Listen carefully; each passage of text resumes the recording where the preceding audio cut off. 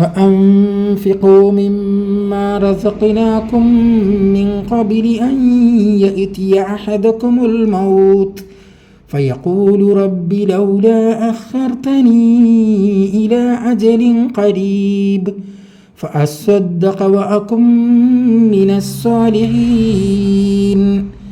നിങ്ങളിൽ ഓരോരുത്തർക്കും മരണം വരുന്നതിന് മുമ്പായി നിങ്ങൾക്ക് നൽകിയതിൽ നിന്ന് ചിലവഴിക്കുക.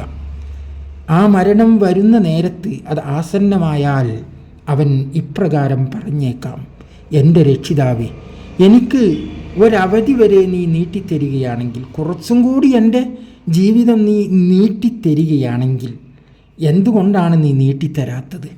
അങ്ങനെ നീട്ടിത്തരികയാണെങ്കിൽ എനിക്ക് ഉള്ളതിൽ നിന്ന് ഞാൻ ദാനം ചെയ്തു കൊള്ളാം, ഞാൻ സജ്ജനങ്ങളുടെ കൂട്ടത്തിൽ പെട്ടവനായിക്കൊള്ളാം എന്ന് മരണാസന്നനായ മനുഷ്യൻ പറയുന്നു.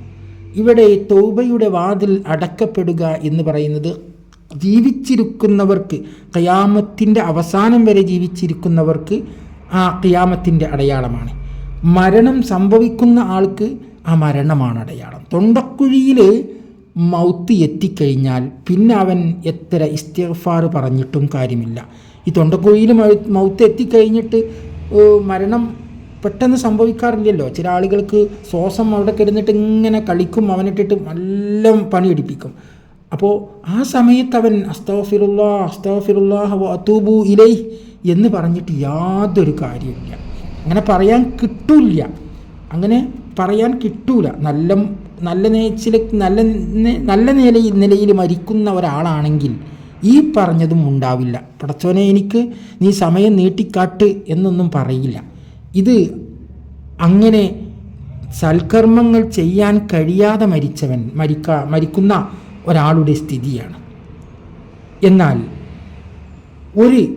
നല്ല ഒരു മനുഷ്യൻ, നല്ല നിസ്കാരവും നോമ്പും ദാനധർമ്മങ്ങളും ഉള്ള ഒരു മനുഷ്യൻ ആത്മഹത്യ ചെയ്യുകയാണെങ്കിൽ എന്താണ് അയാളുടെ സ്ഥിതി? യാതൊരു സംശയവുമില്ല, അയാൾ നരകത്തിലേക്ക് തന്നെയാണ്. എന്നാൽ അയാൾ സ്വർഗാവകാശി തന്നെയാണ്. പക്ഷേ അയാളുടെ ആദ്യഘട്ടം നരകം തന്നെയാണ്. എന്തുകൊണ്ട്? അള്ളാഹു അയാളുടെ കരുണ കാണിക്കണ്ടേന്നാണ് പറയുക നിങ്ങൾ. കാരണം അയാൾ ഒരുപാട് ധർമ്മം കൊടുത്തു. അയാൾ വിയർപ്പൊഴുക്കി നയിച്ചുണ്ടാക്കിയ ധനം മുഴുവനും അയാൾ ധർമ്മം കൊടുത്തു. മാത്രമല്ല അയാൾ ഒരുപാട് സൽക്കർമ്മങ്ങൾ ചെയ്തു. പക്ഷേ അയാൾ എന്തോ അബദ്ധത്തിൽ ആത്മഹത്യ ചെയ്തു. ഒരു വിഷമം അയാൾക്ക് സഹിക്കവയ്യാതായപ്പോൾ അയാൾ ആത്മഹത്യ ചെയ്തു. അപ്പോൾ അയാൾ നരകത്തിൽ പോവേ? അപ്പോൾ ദൈവം അയാളോട് കരുണ കാണിക്കൂലാന്നോ എന്നാണ് നിങ്ങൾ ചോദിക്കുക. പക്ഷേ അവിടെ വേറൊരു വിഷയമുണ്ട്. നമ്മുടെ മുന്നിലേക്ക് ഒരു ചത്ത കോഴിയെ കൊടുന്നിട്ട് തരികയാണ്. അത് നമ്മൾ കണ്ടാൽ ഭക്ഷിക്കുമോ? ഇല്ല. എത്ര നല്ല ഭംഗിയുള്ള കോഴിയാണെങ്കിലും, അല്ല ഇനി നമുക്ക് ഒരു ഇറച്ചി വാങ്ങി തിന്നാൻ കഴിവില്ലാത്തവനാണ്, ഒരു പാവപ്പെട്ടവനാണ്, അവൻ്റെ മുന്നിലേക്ക് ചത്ത കോഴി, ഇതാ നിനക്ക് ഈ ചത്ത കോഴി കൊണ്ട് വേണമെങ്കിൽ തിന്നോ എന്ന് പറഞ്ഞിട്ട് ഒരാൾ തന്നാൽ നമ്മൾ തിന്നൂല. തിന്നാൻ പാടില്ല. കാരണം അത് നജസ്സാണ്. അതുകൊണ്ടാണ് തിന്നാൻ പാടില്ലാത്തത്. അയാൾ വെറുതെ തന്നതാണ്, പക്ഷേ നജസ്സായതുകൊണ്ടാണ്. ഒരു മാംസ്യം, ഒരു കോഴിനെ നമ്മൾ തിന്നുകയാണെങ്കിൽ അറുത്തിട്ട് തിന്നണം എന്ന് പറയാൻ കാരണം എന്താ? നജസ് നിങ്ങളുടെ ശരീരത്തിലേക്ക് കയറ്റരുത് എന്ന് വെച്ചാൽ ഒരു മുസ്ലിമിൻ്റെ ശരീരം അത് സ്വർഗത്തിലെ ശരീരമാണ്. അവൻ സ്വർഗാവകാശിയാണ്.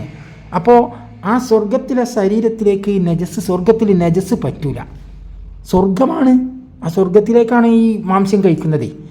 നമ്മളെ വയറ്റിലേക്ക് അങ്ങോട്ട് ചെല്ലുന്നത്. അപ്പോൾ നമ്മുടെ ശരീരം, നല്ല മുഅ്മിനായ മനുഷ്യൻ്റെ ശരീരം മുഴുവനും സ്വർഗമാണ്, സ്വർഗത്തിൻ്റെ അവസ്ഥയാണ്. അപ്പോൾ അതിലേക്ക് നജസ് പറ്റൂല. അപ്പോൾ അതേമാതിരിയാണ് ഒരു മനുഷ്യൻ ആത്മഹത്യ ചെയ്താൽ അയാൾ നജസ്സായി. പിന്നെ ആ നജസ്സായതിനെ വൃത്തിയാക്കണമെങ്കിൽ എന്ത് വേണം? അതിനെ വൃത്തിയാക്കാൻ പറ്റിയ അവസ്ഥ വേണം. ഒരു നജസ് നമ്മൾ വസ്ത്രത്തിലായതാണെങ്കിൽ വെള്ളം കൊണ്ട് കഴുകുക. പക്ഷേ മനുഷ്യൻ്റെ ആത്മാവിലാണ് നജസ്സായിട്ടുള്ളതെങ്കിൽ ഈ ആത്മാവിനെ നമ്മളെ കയ്യിൽ പിടിക്കാൻ കിട്ടുമോ? കിട്ടൂല. നമ്മുടെ കയ്യിൽ പിടിക്കാൻ കിട്ടൂല. പിന്നെ എന്തിനാണ് നമ്മൾ ആത്മഹത്യ ചെയ്യുന്നത്? നമ്മൾ ആത്മഹത്യ ചെയ്യുന്നത് ജീവന് തന്നെ നഷ്ടപ്പെട്ടു പോകാനാണല്ലോ. എന്നാൽ അത് നഷ്ടപ്പെടുന്നില്ല, ശരീരത്തിൽ നിന്ന് വേർപ്പെടുത്താനേ നമുക്ക് കഴിയൂ. ആത്മഹത്യ കൊണ്ട് ശരീരത്തിൽ നിന്ന് വേർപ്പെടുത്താൻ മാത്രമേ കഴിയൂ. അപ്പോൾ ശരീരത്തിൽ നിന്ന് നമ്മളായിട്ട് വേർപ്പെടുത്തിയിട്ടുണ്ടെങ്കിൽ അതിന് അല്ലാഹു തആല ഒരു ഉദ്യോഗസ്ഥനെ നിയമിച്ചിട്ടുണ്ട്, അസ്രായീൽ അലൈഹിസ്സലാം. അദ്ദേഹത്തിനല്ലാതെ ഒരാൾക്കും അതിന് അർഹതയില്ല, ഒരാളെയും കൊല്ലാൻ അർഹതയില്ല. അപ്പോൾ ആ റൂഹിനെ അദ്ദേഹമാണ് പിടിക്കുക. നമ്മളങ്ങനെ ആത്മഹത്യ ചെയ്താൽ നമ്മുടെ ശരീരം നജസ്സായി. പിന്നെ ആ നജസ്സായ ശരീരത്തിലേക്ക് നരകം നിർബന്ധമായി. പിന്നെ ആ നരകത്തിൽ നിന്ന് ഖിയാമത്തിൻ്റെ വിചാരണയും ഖിയാമത്തിൻ്റെ ശുപാർശയും കഴിഞ്ഞ് സ്വർഗാവകാശികൾ സ്വർഗത്തിലേക്കും നരകാവകാശികൾ നരകത്തിലേക്കും പോയി കഴിഞ്ഞതിൽ പിന്നെ എല്ലാം ശാന്തമായി. നബി ജന്നാത്തുൽ ഫിർദൗസിൽ നബിയും സ്വർഗാവകാശികളും ഒത്തുകൂടുകയാണ്. അങ്ങനെ സന്തോഷത്തിൽ ലയിക്കുന്ന ഒരവസരത്തിൽ അതാ മലക്ക് വന്നുകൊണ്ട് പറയുന്നു, നബിയെ, അങ്ങയുടെ സമുദായത്തിൽപ്പെട്ട നല്ലവരായ കുറേ ആളുകൾ നരകത്തിലുണ്ടല്ലോ റസൂലേ എന്ന്. ഈ അവസരത്തിൽ റസൂൽ സല്ലല്ലാഹു അലൈഹി വസല്ലമ തങ്ങൾ വീണ്ടും അള്ളാഹുവിൻ്റെ മുന്നിലേക്ക് ചെല്ലുകയാണ്. അള്ളാഹുവിൻ്റെ മുന്നിൽ, ഹർഷിൻ്റെ മുന്നിൽ ചെന്നുകൊണ്ട് വീണ്ടും നബി സുജൂദിൽ കിടക്കുന്നു. അള്ളാഹു ഉടനെ തന്നെ കാര്യങ്ങൾ നബിയോട് അന്വേഷിക്കുന്നു. അങ്ങനെ നബി സല്ലല്ലാഹു അലൈഹി വസല്ലമ അള്ളാഹുവിൻ്റെ മുന്നിൽ ശുപാർശ ചെയ്യുന്നു, റബ്ബേ, നാഥ, എൻ്റെ സമുദായത്തിൽപ്പെട്ട പാവപ്പെട്ട മുഅ്മിനീങ്ങൾ, എൻ്റെ ഉമ്മത്തീങ്ങൾ, പ്രിയപ്പെട്ട ഉമ്മത്തീങ്ങൾ, എനിക്ക് സലാത്ത് ചൊല്ലിയവരും നിനക്ക് ഇബാദത്ത് ചെയ്തവരും ഒക്കെ ആയ മുഅ്മിനീങ്ങൾ ഒരുപാട് ആ നരകത്തിൽ കിടക്കുന്നുണ്ട്. അവരെ ഒന്ന് കരകയറ്റണം എന്ന് പറയുമ്പോൾ വീണ്ടും അവരെ നരകത്തിൽ നിന്ന് മോചിപ്പിക്കുകയാണ്. ഈ മോചിപ്പിക്കുമ്പോൾ അവർക്ക് ഇനി എന്തില്ല, മയസറ ചോദ്യങ്ങളോ അവരെ കിതാബ് വായിക്കലോ ഒന്നുമില്ല. അതൊക്കെ കഴിഞ്ഞിട്ടാണ് ഇവർ നരകത്തേക്ക് വീണിട്ടുള്ളത്.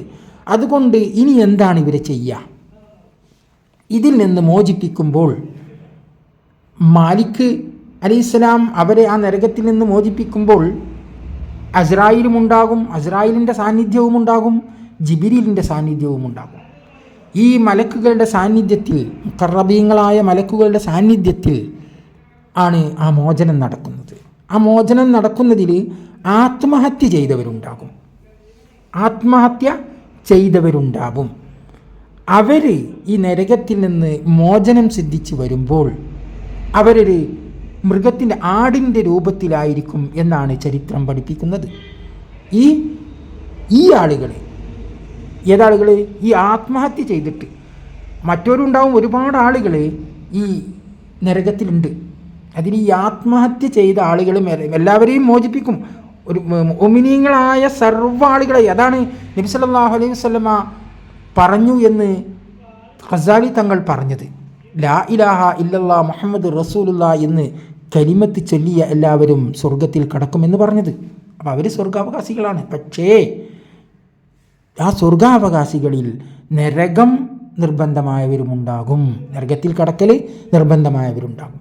അവർ നരകത്തിൽ കടക്കണം.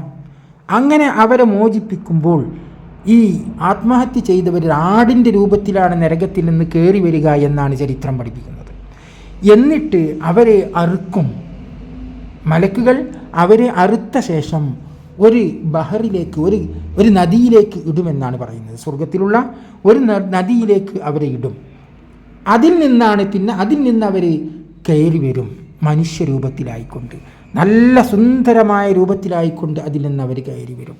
അപ്പോൾ ഇന്ന് നമ്മുടെ നാട്ടിൽ മുഅ്മിനീങ്ങളായ പെൺകുട്ടികളും ആൺകുട്ടികളും വലിയവരും ഒക്കെ ആത്മഹത്യ ചെയ്യുന്നുണ്ട്. ഇവരൊക്കെ അവസ്ഥ ഇതാണ് എന്ന് നാം മനസ്സിലാക്കുക. അതുകൊണ്ട് ആത്മഹത്യയെക്കുറിച്ച് ചിന്തിക്കാതിരിക്കുക. നമ്മുടെ ജീവിതം അല്ലാഹു തആല നൽകിയതാണ്. തീർച്ചയായിട്ടും അള്ളാഹുവിൻ്റെ നോട്ടത്തിൽ തന്നെയാണ് നമ്മുടെ ജീവിതം നടന്നുകൊണ്ടിരിക്കുന്നത്.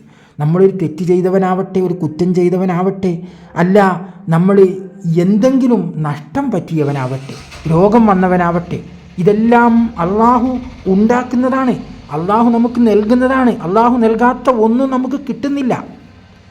എനിക്കൊന്ന് നഷ്ടപ്പെട്ടാൽ അത് എൻ്റെ റബ്ബ് എന്നിൽ നിന്ന് എടുത്ത് മറ്റൊരുത്തനക്ക് കൊടുത്തു എന്ന് മനസ്സിലാക്കിയാൽ മതി. എനിക്ക് അല്ലാഹു തആല എൻ്റെ അധീനതയിൽ തന്നത് എത്ര കാലത്തേക്കാണോ അത്ര കാലം മാത്രമേ അത് ഉണ്ടാവുകയുള്ളൂ എന്ന് നാം മനസ്സിലാക്കണം. ആത്മഹത്യ കൊണ്ട് ഇപ്പോൾ എത്ര സഹോദരിമാരാണ് മരിച്ചത്, എത്ര സഹോദരിമാർ ആത്മഹത്യ ചെയ്തെന്നറിയോ? ഒരു പെൺകുട്ടി നിങ്ങൾ കേട്ടില്ലേ, ഭർത്താവിൻ്റെ പീഡനം, ഭർത്താവിൻ്റെ ഭാര്യ വീട്ടുകാരുടെ പീഡനം സഹിക്കവയ്യാതെ, അതുപോലെ തന്നെ അപമാനം സഹിക്കവയ്യാതെ, അതുപോലെ മറ്റൊരുത്തി ആത്മഹത്യ ചെയ്തത് പലിശക്ക് കൊടുത്തിട്ട് പലിശ കൊടുക്കാഞ്ഞിട്ട് കൂട്ടുകാരി വല്ലാതെ വേദനിപ്പിച്ചപ്പോൾ അവൾ പലിശയിൽ നിന്ന് രക്ഷപ്പെടാൻ വേണ്ടി ആത്മഹത്യ ചെയ്തു. എന്താണ്? എത്ര കാലം നിസ്കരിച്ചു, നോമ്പ് നോറ്റു, എന്തെല്ലാം സുന്നത്തുകൾ എടുത്തു, എത്ര കാലം, എന്നിട്ട് എന്ത് സംഭവിച്ചത്? ഒരു നിമിഷം കൊണ്ട് നശിപ്പിച്ച് കളഞ്ഞില്ലേ? ഏറ്റവും വലിയ സങ്കടം എന്താണെന്നറിയോ? ഏറ്റവും വലിയ സങ്കടം, ആ മരിച്ച അന്ന് മുതൽ അവൻ്റെ അവസ്ഥ മാറുകയാണ് ചെയ്യുന്നത്. നമ്മൾ മറ്റെല്ലാ കുറ്റങ്ങളും ഇസ്തിഗ്ഫാർ കൊണ്ട് പൊറുക്കപ്പെടും, മറ്റുള്ള കുറ്റങ്ങൾ ഇസ്തിഗ്ഫാർ കൊണ്ടും ഹജ്ജ് കൊണ്ടൊക്കെ പൊറുക്കപ്പെടും. പക്ഷേ എന്ത് ചെയ്തവനായാലും ആത്മഹത്യക്കാരൻ്റെ അവസ്ഥ ഇതാണ്. ഇനി ബാക്കി അല്ലാഹു തആല ആർക്കെങ്കിലും അങ്ങനെ പുറത്തു കൊടുക്കുന്നുണ്ടെങ്കിൽ തന്നെ അത് നമുക്ക് പറയാൻ വയ്യ, അത് അവരുടെ ഭാഗ്യം എന്ന് മാത്രം പറയാം. ഏതെങ്കിലും ആത്മഹത്യക്കാർക്ക് അല്ലാഹു പുറത്ത് കൊടുത്തിട്ടുണ്ടെങ്കിൽ അത് അവരുടെ ഭാഗ്യം എന്ന് മാത്രമേ നമുക്ക് പറയാൻ പറ്റുള്ളൂ. ഇൻഷാ അല്ലാഹ് തുടരാം. ആത്മഹത്യയെക്കുറിച്ച് ഒരുപാട് പറയാനുണ്ട്.